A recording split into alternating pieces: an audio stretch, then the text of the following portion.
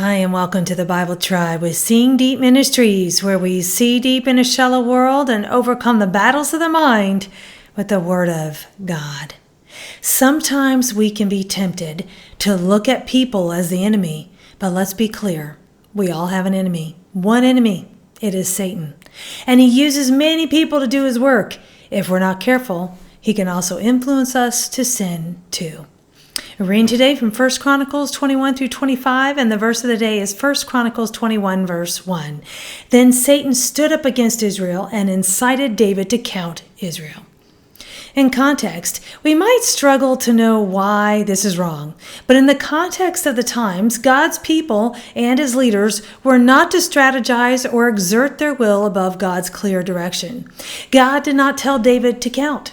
So why is counting a big deal, though? I like what the Enduring Word commentary had to say about this. Numbering the host of Jehovah is not essentially or necessarily wrong. Everything depends on the motive.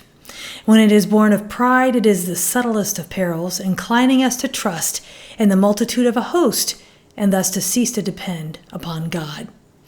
Why we do what we do matters as much as what we do. But God was also punishing David before he numbered Israel. As it says in the Enduring Word commentary in 2 Samuel 24:1, it tells us that this was initially prompted because the anger of the Lord was aroused against Israel. So we see that Satan moved David, yet the Lord expressly allowed it as a chastisement against David and God's people.